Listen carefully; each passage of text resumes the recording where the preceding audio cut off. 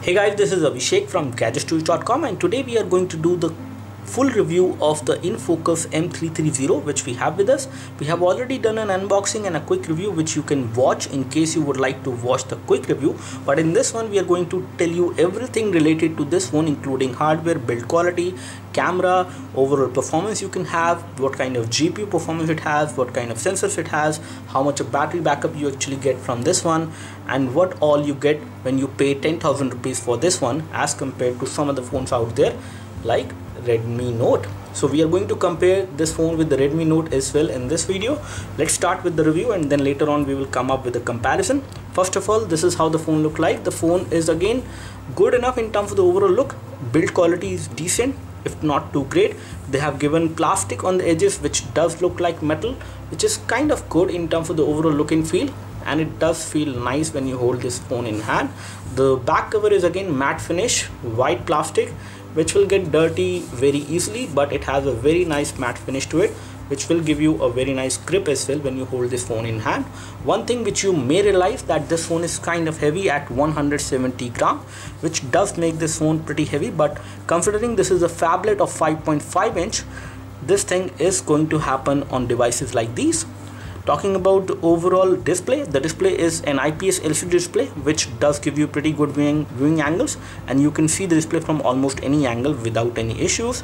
Talking about connectivity, we have a dual SIM phone in this case, and this phone supports two SIM cards. The first SIM card slot accepts a 3G SIM card, whereas the second SIM card slot, which is below this one, is going to be 2G capable only in terms of connectivity, and it will take two regular size SIM card. You also have the option to expand the storage by inserting a micro SD memory card over there, and the battery over here on this one is 3100 mAh battery, which can give you around 1 day battery backup easily, and I'm saying this after testing this phone for approximately 2 days.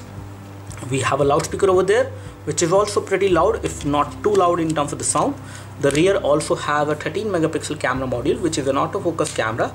You do have tap to focus in video recording as well as while taking photos. We have LED flash over there and a secondary microphone for noise cancellation. At the top you have a 3.5mm audio jack.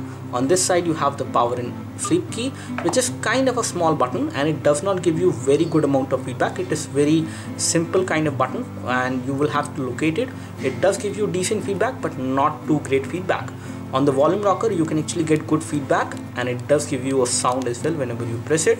Taking a look over the bottom, we can see that we have a hole over there for the primary microphone, and you have a micro USB port for data syncing and charging. Taking a look over the front, on the front we can see that we have a LED notification light over there which will light up whenever the phone is charged or when you get notification. You also have proximity and ambient light sensors over there, a nice metallic earpiece, 8 megapixel fixed focus front camera, and when it comes to touch capacitive buttons, we do have them on this phone on the body, but they do not have any backlit LED. So there is no backlit LED on the touch capacitive buttons on this phone, which is the case. And this is how the display look like. The display is good in terms of viewing angles. There is no problem with this one. You can see the display from almost any angle without any issues. In terms of battery backup, it can give you around 1 day of battery backup easily with basic to moderate usage.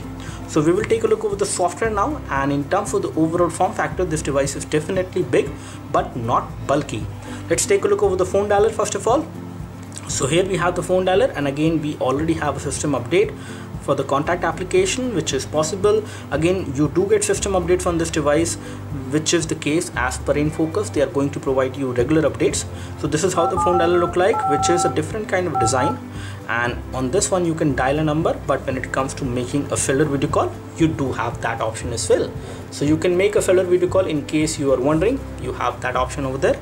Let's take a look over the messaging application, and here we have the messaging application. As you can see, it is a custom interface, and if we compose a new message, this is how the keyboard look like. This is the Google keyboard which we have on this one, which is pretty fluid and easy to type with.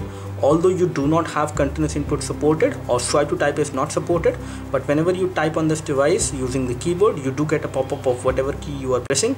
On this 5.5 inch display, I would say typing experience is pretty good. You can easily type on this device without any issues, and you can always type in the landscape mode as well. So typing is not a problem, and it is pretty smooth on this one.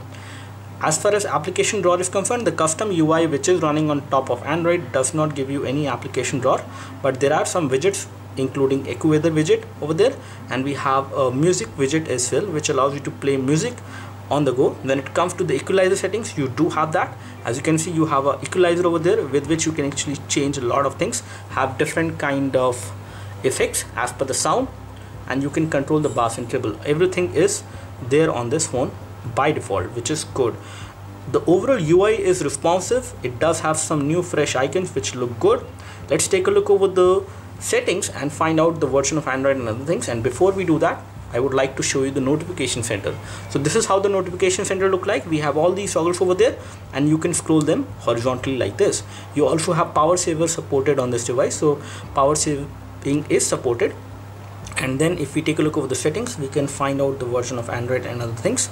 So we have the version of Android, which is Android 4.4.2 KitKat on this one. The model number is Infocus M330. And when it comes to the internal storage is 16 GB. Let me just take a look over the storage scenario. So here we have the storage information. So inbuilt storage of this device is 16 GB, which is again not partition. It is a single storage file system, and in this one you get 11.85 GB free for the consumer, and system is taking approximately 3.38 GB.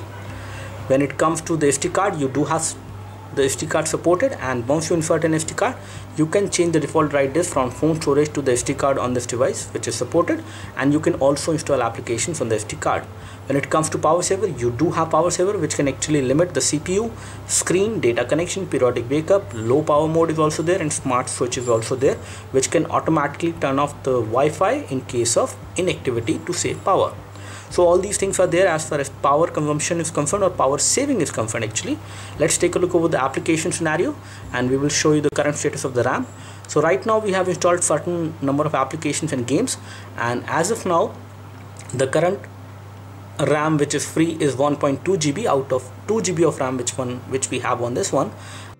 Now let's take a look over the hardware information which we have on this one, and we will find out the current status as far as sensors are concerned and the resolution. So we have the model number, which is Infocus M330. We have 1.7 GHz MediaTek 6592 chipset on this device, which is an octa-core CPU, and then we have the display resolution, which is 720x1280. The GPU on the device is Mali 450 MP GPU, which can handle games pretty effectively.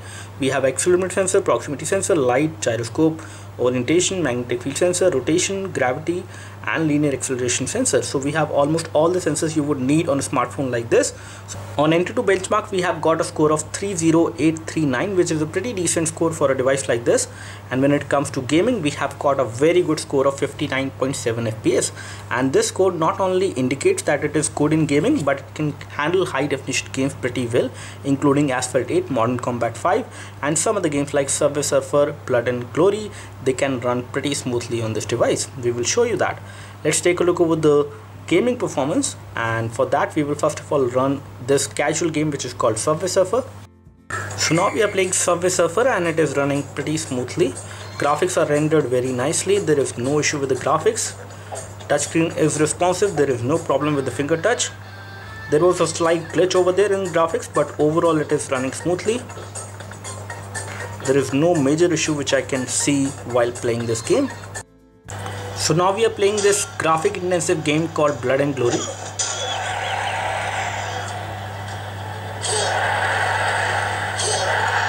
And this is working pretty well without any issues. I do not notice any kind of graphic problem or any problem with the touchscreen. The game is responsive, and I can play this without any issues.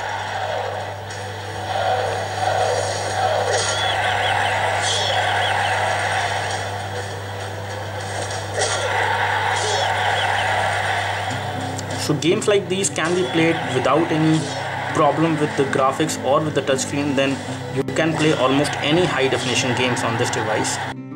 Now let's take a look over the camera performance of this phone. We have an action figure over there of Superman. I'm going to take a photo of this Superman, both with artificial light and without artificial light. Right now we do have some artificial light. Let me just take this photo, and again I'm going to disable these artificial light for a moment now before I capture the other photo. So this is going to be taken without these artificial light.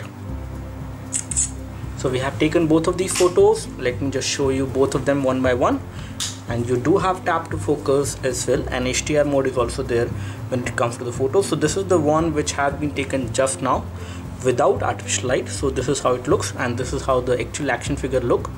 There is slight difference in terms of colors, but again I would say details are not missing and everything is looking pretty good as far as the photo clarity is concerned.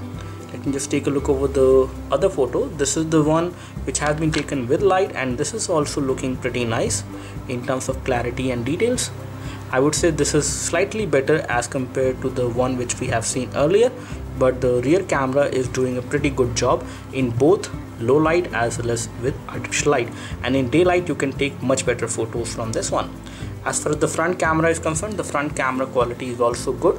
We have taken a photo over there from the front camera, and as you can see, the front camera can actually capture pretty good details. Let me just take one more selfie as of now to show you the front camera quality.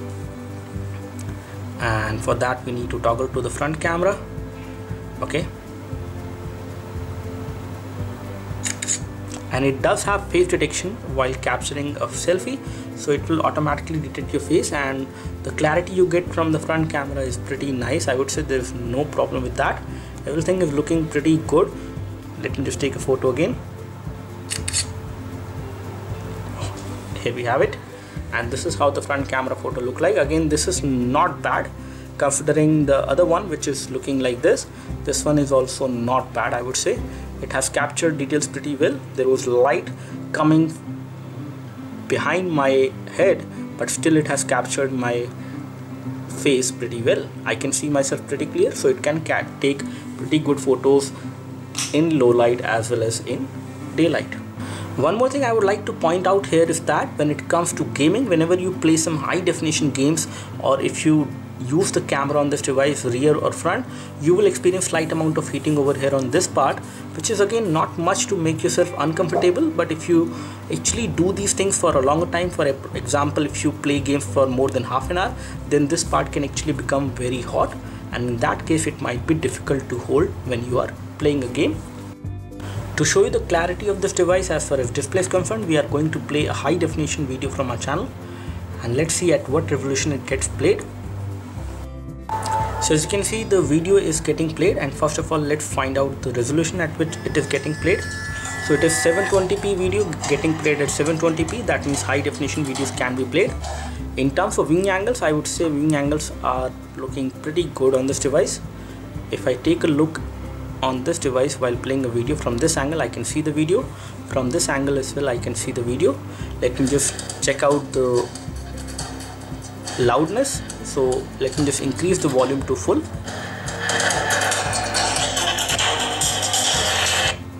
So if I hold it like this, the volume is pretty loud, which comes out from the loudspeaker at the back side. And if I go back and if I basically hold it like this, I can amplify the sound. But if I place it like this on a table, sound get muffled. So sound does get muffled because of the loudspeaker which is at the back side, which can get blocked. So the loudspeaker does not get blocked completely, but it does get blocked partially when you place it on a table flat. But again, it is pretty loud for the price at which this device is offered. As far as GPS navigation is concerned, we do have support for GPS navigation as well. You just need to enable location for that. And when it comes to the option for sharing internet, you do have support for tethering as well. You can create a portable Wi-Fi hotspot and share the 3G internet. You also have support for NFC. And as you can see that we do have support for NFC, and when it comes to wireless display option, you do have that also supported. Now let's do a browser test and we will load our website. Let's see how does this perform when it comes to browsing.